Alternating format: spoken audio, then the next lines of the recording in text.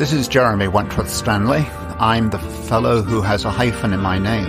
The hyphen is silent, but I am anything but that. Well, a universal good morning.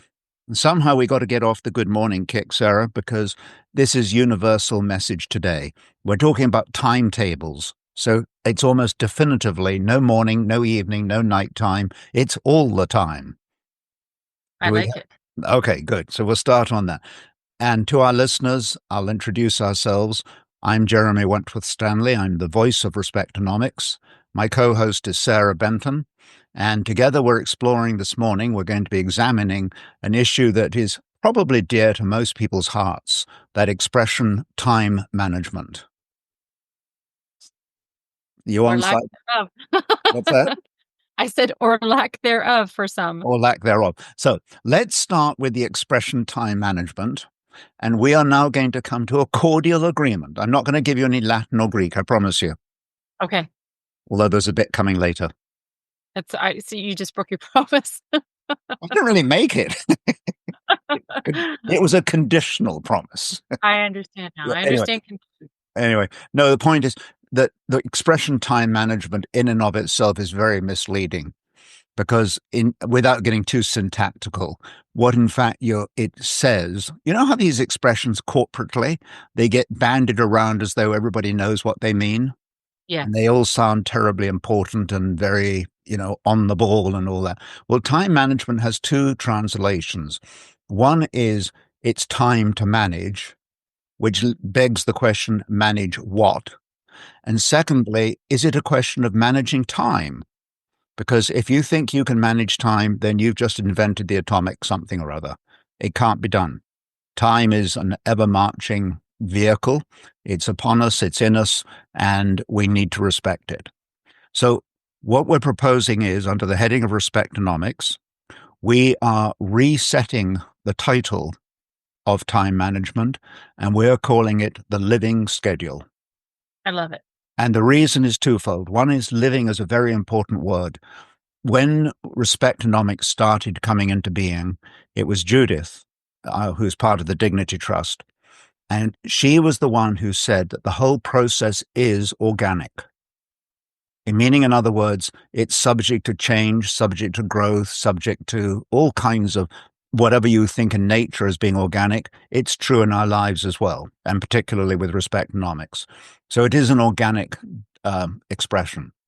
And the other thing is the schedule is, in fact, a way of looking at the total availability of time and what we do with it to achieve whatever aspirations we may have. Now, the first thing I want to do is I'm going to redefine what the living schedule is designed to do. Okay. Okay, I want a drum roll. I can't do it. I probably can't either. Okay, well, no drum roll. Okay, leave it alone. Leave it alone. What we're going to explore, though, and state is that the aspiration, not the goal, the aspiration of the living schedule is to dignify our expectations. Of ourselves or of ourselves. Okay. One of the problems, if you think of a time, setting a time and allocating time, whom are you referring to? You're referring to yourself. Mm-hmm. And there's nothing wrong with that. Where this has become such a problem is when the expectation becomes an entitlement. And we in Respectonomics have been moving away from that consistently. By all means have expectations. We always talk about meeting and exceeding expectations. I can think of no higher calling than to dignify an expectation, because when you dignify an expectation, you dignify yourself. You dignify the values that are available to you primarily. If you think about it, Sarah, there's two things I've got in my life. One is my potential, and the other is time. So we're combining the two, integrating the two into one formula, if you will, one thought, and we're calling it an aspiration. I want to be very clear on this, because how many times in how many parts of one's life do you hear people saying, and what are your goals? Your goal is A, B, C, and D. And the problem with goals is somebody then brightly comes along and says, well, they just moved the goalpost. So all Right. the work you've done has suddenly gone haywire, gone amiss, and it's very depressing. Aspiration is a good word because it's a breathing word. In fact, it is a breathing word. Right. Don't they talk about aspiration in the medical world? About Yeah. something, I don't know what it means really. Getting your breath back, something like that. But that's what we want to do, is to get our breath back, and we want to dignify our expectations. I think that's a very important point. And by the way, when I say dignifying my potential, I didn't say your potential. This is a critical issue that we humanly are very good at, or very prone rather, at looking at somebody else's potential or activity and thinking that's what I want to do. There's nothing wrong with that sense of rivalry, that sense of upping the ante. Of course, that's great. But the most important thing is to recognize one's own potential. That's what you're born with. That's what you've got. I don't think you ever wanted me to be a ballet dancer. I I don't think it's in my corridor. Not in my. I think that's not your calling. No, no, no, no, no. As a matter of fact, I was in a play once, and believe it or not, I'm not sure I should be admitting this on air. I was in Much Ado About Nothing, Mm, Shakespeare, yeah. and it was done at school. And in those days, and actually goes back many a day, the ladies' parts were played by boys. And I was Right. Isabel, There you go. and I was fired from the part Oh dear. because I kept tripping over my dress. Oh. I don't think anybody needs to know that. Well, that was just our side note for today. Yes, there we go. I hope everybody will ignore it. But anyway, Sarah, the thing I wanted to emphasize, though, is when I look at our potential and I look at it in the context of expectation, you know, everybody has always said as we were growing up and so on, your expectations. Well, all I'm doing now is taking it home. I'm taking it to me and defining what are my expectations, but I'm dignifying them, because when I dignify them, I make them worthy. I make them very valuable. And the other part is this: when I dignify my expectation, I've got a much better chance of dignifying you in your entirety, whether it's you as a friend, whether it's you as a customer, as a colleague, whatever it might be. Dignifying yourself is the first step to dignifying somebody else. And the whole principle behind respectonomics is to restore the dignity of the human being. So then in terms of the living schedule, Yeah. if you think about it, we often will have, if you want to call them tasks, I Mm-hmm. think you referred to them Right. as tasks before. So whether they're tasks that we've completed or tasks that are incompleted, Right. as we're thinking about dignifying ourselves and creating our own parameters. Okay, let's talk about that. You have a knack of bringing the subject forward. And Sarah, I think the thing I want to emphasize here is this.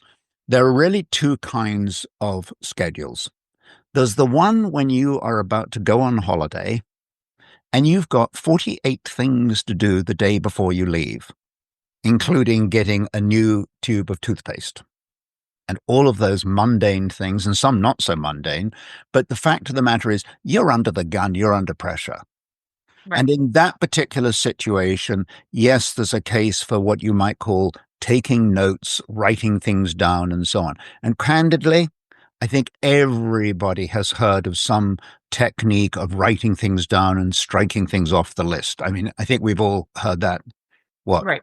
1,000 times? Or It's more. or more. So there's nothing wrong with that. But I got two clues here that are important. One is when we write down the things that have to be done before we go away on our trip. The first thing to do is when you've written them down is, in fact, to put them in or to notate their order of importance. Okay. So in other words, going to the bank to get US dollars possibly as number one on the list. I don't know that. But if it were to be, then you say, okay, that's the first thing I've got to do. But here's the next catch. To that activity, that task, you allocate a certain amount of time. So you say, I'm going to go to the bank. It's going to take me half an hour. So between 8 o'clock and 8:30, that's where I'm going to be looking after the money. Between 9 and 10, I'm going to the cleaners. Between 11 and 12, I'm going to go and pick up my daughter from school. So You your know, time block. your time blocking. And that is to get you through very mechanically. It doesn't really deal with expectations. It's really dealing with the urgency of the time. Right. But the trouble is, my experience has been that people use that process as a mechanism to allocate their time throughout the day, the year, the week, wherever, whatever time they're talking about. And it's not an effective tool for a couple of reasons.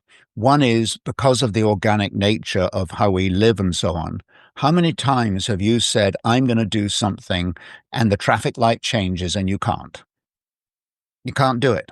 You're all set to do it, and you're sort of left there with your eyes sort of glazing and thinking, what am I going to do next? So it's easy to get tripped up. And the other thing is, one of the most painful things about organizing one's duties, tasks, what do you call them? Tasks, activities? Do you have a favorite word? Actually, it depends on where it falls in my life, I think. Okay. Whether it's work related or personal related. That's very important. We're dealing with exactly that in a second. But in the meantime, one of the things I have found is if I have a list, go and cut the grass, go and collect some groceries or whatever it is. Have you noticed that all of those jobs actually never really get completed? There's never 100% done, finished, wipe your hands, and that's it. I mean, one or two might be, I took Well, the, you refer to it like you said, you called it the living schedule. I yeah, think that's an ongoing, it's we're never actually done. exactly. But it's an important to start this understanding of allocating time and potential and so on, to understand that it is a moving target. It is, as we say, organic. It's Right. something that lives, it breathes. So don't let us get caught up in this. I need adjustments along the way. Exactly, which is where the compass has come in all the time. The compass is always directing us back, and it's a question of adjusting to the new course that we need to take. But what I want to do here is explore two things with you. And the first one is, and it's something that is the cornerstone to respectonomics, and that is that every human being, to the very best of my knowledge, and I wish somebody could tell me differently. I don't wish it at all, actually. I'm validating it. I am stating it. I am insisting. Do I come on strongly enough? Yes, we're very clear in what your direction is. Thank you. I'm opinionated. Don't roll your eyes. I'm pondering that thought. I'm not rolling my eyes. Sarah, what I'm getting at is this. The human being is tripartite. We are made up of three parts. We're made up of body, we're made up of mind, and we're made up of soul. Mm-hmm. And I know the soul issue is always one that gets people sort of almost antsy. They get into a sort of, well, I don't want to talk about that. I know one thing statistically, 92% of the world's population, the world's humanity, has spiritual beliefs. That's a pretty heavy statistic of recognizing who we are. Now, from a scheduling point of view, why this formula is so important is if I'm going to set up my expectations, I need to do it at three different levels. I need to do it at my bodily level, I need to do it at my mental level, and I need to do it at my spiritual level. And all three need to be given the sense of order of importance. They need to be given the priority when they need it, and they also need to be given the emphasis, because we used this example many podcasts ago. If you buy a bicycle and you're leaving the bicycle store and you're told you only get 2/3 of the chain, that bicycle is useless. Right. In other words, if we're going to set timetables for ourselves, the first thing we have to do is to align our body and our mind and our soul into one entity. And And I one, think for each individual as well, the importance of each of those arenas, and it yeah, can be situational as yeah. well as to what comes to the Mhm. forefront. I think that's right. It's very personal. as you say, and it's also circumstantial. You know, Sure. that is a very good example of when you plan to do something and you get into a red light and you can't go ahead. That is often a very physical limitation at that time. In other words, it's a bodily interruption. So Right. this is okay. But all we're doing here is as you set around looking at your expectations, the first thing to do is to recognize that it's each part of our being that needs to be given this time, this space, this opportunity, the priority. Fair. That's the first thing. The second thing is, though, this, and that is if you're in the business of, let's say, producing, I don't know, cars or something, you know that old thing about you sit back and say, so what is our aspiration? What do we really want to do? Yes. And, if you're talking to the Boeing Corporation, they might say, we want to get people to where they want to get to as fast as possible and safely. I Right. don't know, but something general like that. So each of us has our own aspiration. The aspiration of respectonomics is to restore, to restate the dignity of the human being. That's the background piece. Mm. The foreground is, therefore, what are we going to do about it? And this is where the idea of having a schedule becomes so important. What are we going to do in a bodily sense for respectonomics? What are we going to do in a mental capacity? And what are we going to do in a spiritual capacity? Because when we harness those three together, we will then get a result that has a much better chance of achieving that aspiration. And by the way, the aspiration changes Yes. and You allow said for that. we're going through life, we need Yeah, to be comfortable with yeah, changes or yeah. challenges that may come our way that lead us to making adjustments. Shall we have So, some Latin? Shall we have some Latin? Shall we have one oh my, Latin? yes, I think at the beginning you said no, but however, Oh, well, I have changed my mind. therefore, please, Actually, no, this is good. This is mutatis mutandis, which and means that which does mean, seriously, when things have changed, other things must change. We're absolutely. allowing ourselves to do that. So all I'm pointing here is to all of us is that set your aspiration of what you want as a human being to be doing. So whether you want to be a successful real estate agent, a successful mother, whether you want to be a stockbroker, whether you want to be a farmer, whatever your aspiration is, I know one thing, that all of us have this inner compass that Mhm. says, I want to meet and exceed my expectations. I've never met anybody who says, no, I don't want to meet or exceed my expectation. I've never met anybody to say that. Have you? No, I have not. No, I think we all do. So, with that in mind, what you then do is you start setting out your schedule of activities that are going to embolden your body, embolden your mind, and embolden your spirit, bring them into alignment. And that, I believe, is how we set the time that we allocate to the resources that we have. The resources may be within us. In other words, the ability to, I don't know, think, talk, speak, whatever your own talents are, dance, play football, whatever it is. But think of the things you're really good at, that you enjoy doing, and start allocating time to them. And there are parts of your life that you don't enjoy doing.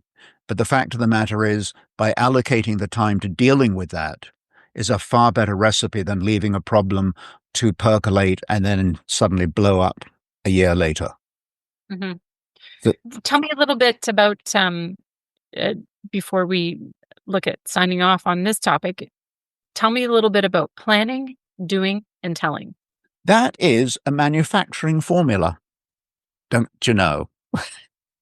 Do share. Well, I tell you what it is. Seriously, if you, let's say you're manufacturing wheels, the first thing you do, you set out your general principle of what you're trying to do. And that is, we want to have something that goes round very smoothly, very easily, and inexpensively, safely, and all those good things. That's fine. And there are three departments that you then rely on to achieve that. You go to the engineering department, which is the design.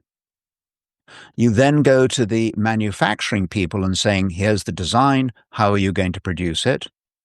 And then you go to the sales or the marketing people and you say, how are you going to get it out there? And it's the same with us. If I'm setting out this this schedule, the first thing I need to do is to design it.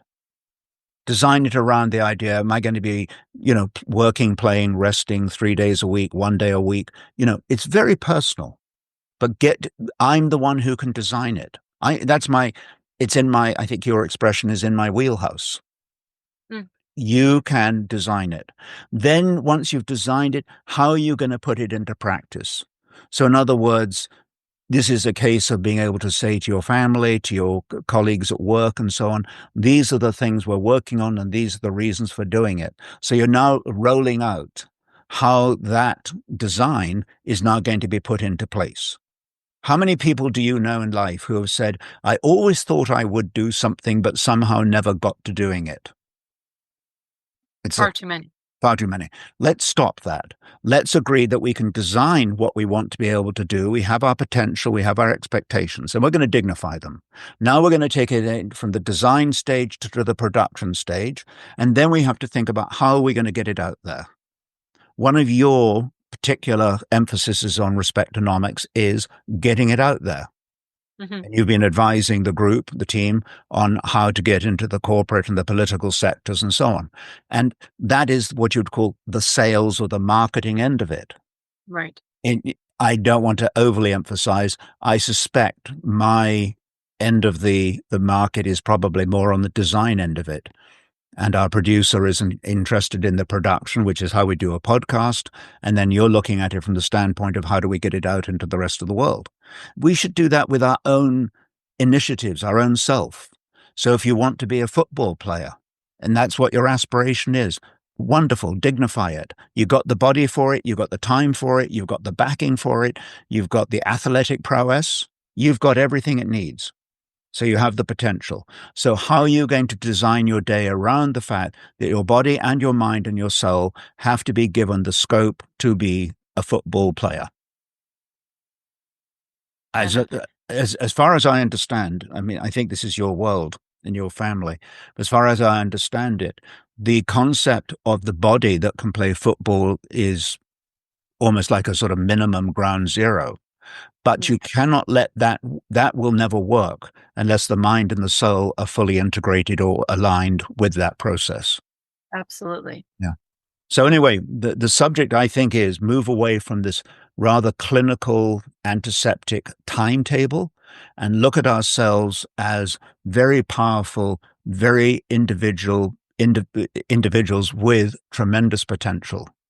And if we, as it were, look at this allocation of the time to the body and the mind and the soul in the context of our expectations, we've got a far better chance of meeting those expectations and, in fact, exceeding them. Being intentional with our living schedules. Yes. Oh, I like that. Yeah. Can I repeat that? Absolutely can. That goes in, say it again, sorry. Being intentional with our living schedules. Yeah. Intentional with our living schedule. Yeah. Oh, I like that. Mm-hmm. And again, that can apply to an individual. It can apply to a family. It can apply to a community group, to a business, small, large. Yeah. It's very endemic. We can spread it around. Absolutely. Yeah. I think at this stage, we can safely say, I rest my case. Fabulous. Thank you, Jeremy. Thanks, Sarah.